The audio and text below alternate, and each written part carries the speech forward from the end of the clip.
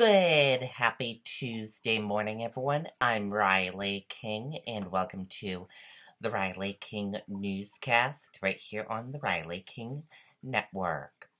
Let's get started. First up, Irma death toll in U.S. rises to 10, leaves devastation in Florida Keys.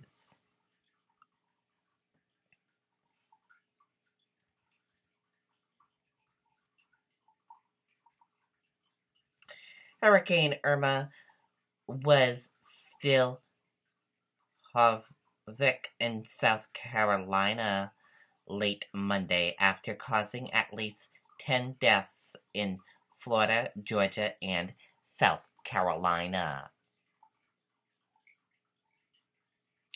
A flash flood emergency was issued for Charleston Monday afternoon as Irma, which was downgraded to a tropical depression Monday evening, battered the southeast with torrential rain and dangerous storm surge.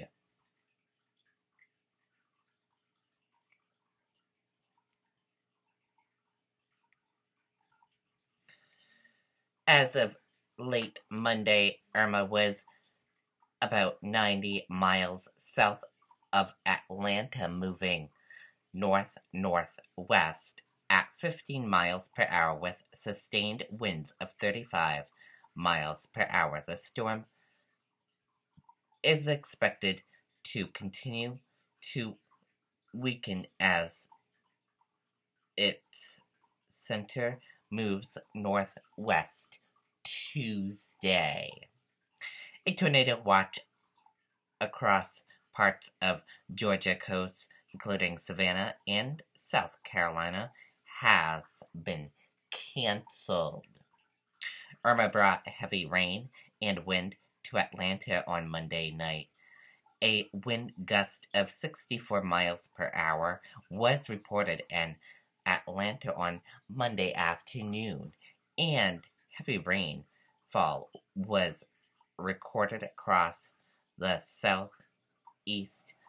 Brunswick, Georgia, recorded over 6 inches of rain Monday, and Beaufort, South Carolina, registered nearly 5.9 inches of rain. On Monday, President Donald Trump approved a state of emergency declaration in Alabama after speaking with Governor Kay Ivey on the phone the day before the White House announced. Monday morning, water residue through the streets of Jacksonville, Florida, bringing record levels of storm surge along the coast and inland rivers.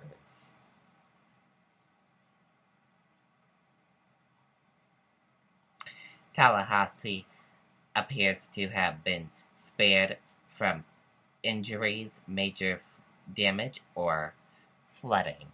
The emergency management director told ABC News Monday morning. The major issue there are power outages from trees that fell over power lines. Bumper-to-bumper traffic was seen on Interstate 4 heading toward the west coast of Florida as those who were evacuated made their way back home.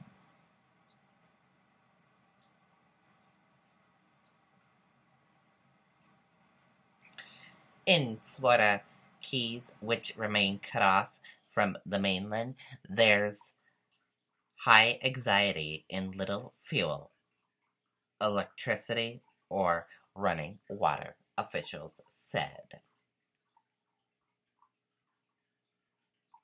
And there you go on that report, the latest information on Hurricane Irma.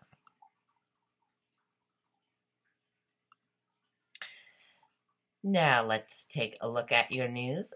Near New Hampshire, Boston, Maine. Man whose relatives died mysteriously to represent himself.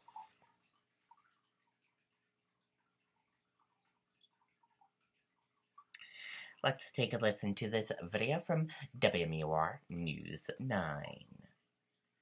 Will be collecting donations for their local community food pantries during New Hampshire Tackles Hunger football games in September and October. To kick off this year's campaign, Dead River Company is donating $10,000 to the New Hampshire Food Bank. New Hampshire Tackles Hunger, providing meals to Granite Staters, is brought to you by Dead River Company, delivering on a promise to support the communities we serve.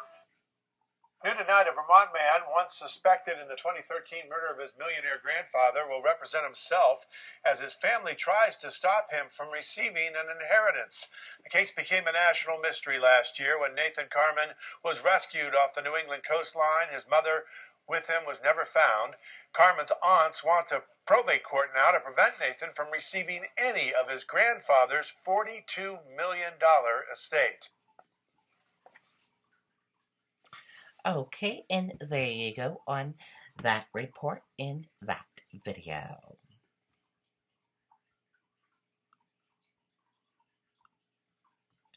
Suspect held in I-93 double shooting may be linked to Boston homicide. Let's take a listen to this video from WCVB Boston. What up? This is my review of Rad 140, also known as Testalone, or Testalone, also known as... It's been a busy evening at 11 Santuit Street in Dorchester. Crime scene investigators gathered evidence from a third-floor apartment, at one point calling in firefighters with the jaws of life. No comment as to why. This is where a woman was shot to death last night. Neighbors say this is also the family home of Lance Holloman. The man 5 Investigates has learned will be charged with shooting a father and son who were riding their motorcycles Sunday on the Southeast Expressway. Police confirm they are looking into whether the two incidents are connected. Carrying a firearm without a license, which was loaded. Holloman did not show his face in court today on an unrelated weapons charge from May. The 30-year-old, who has a previous record, including cocaine distribution in federal court, was taken into custody overnight in Franklin, where police say he was acting erratically, screaming for help with a pair of white jeans over his head, saying he'd been kidnapped and tied up, that people were around him, hiding in the shadows, trying to kill him. Police say Holloman refused to sit still for his mugshot. This was the result. The red Jeep Renegade he was allegedly in at the time of the expressway shootings has been located in Dorchester. As for the expressway victims, Raynham neighbors told us Scott Stevens Sr. and Jr. are terrific guys from a close family. The father and son were on their way home from a shower with family yesterday when they were ambushed, shot on their motorcycles in traffic. And at last check, Scott Stevens Jr. was listed in critical condition with life-threatening injuries. His father is expected to be okay, and police have not released the name yet of that woman who was shot to death last night here on Santuit Street. We're live in Dorchester. I'm Mary Salatin, WCVB News Center 5. Okay, and there you go on that report and that video. Teen sentenced to 40 years in prison for killing in Maine.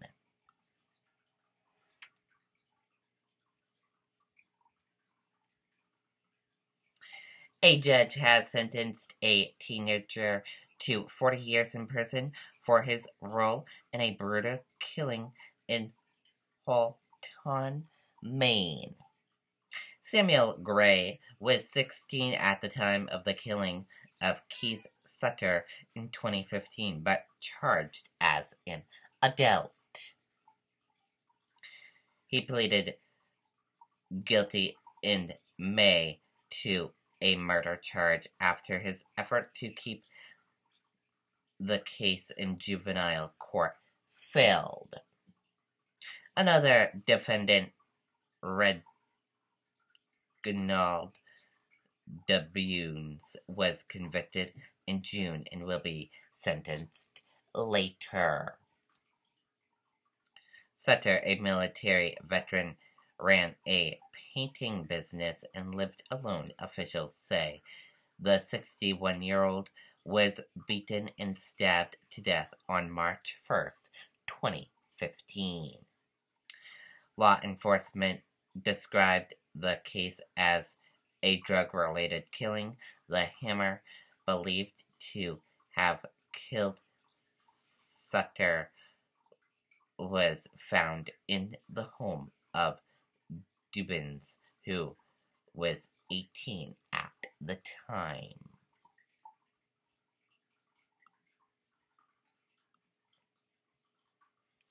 Why China's big meeting will matter for U.S. markets.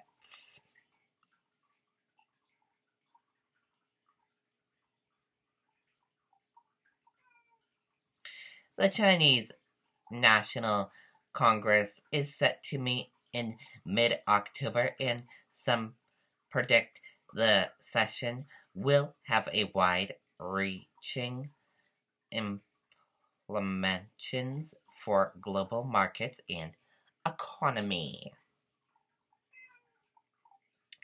And that does it for the Riley King Newscast right here on the Riley King Network. I hope you all have a great rest of your Tuesday, and I'll see you back here later on today. Goodbye, everyone.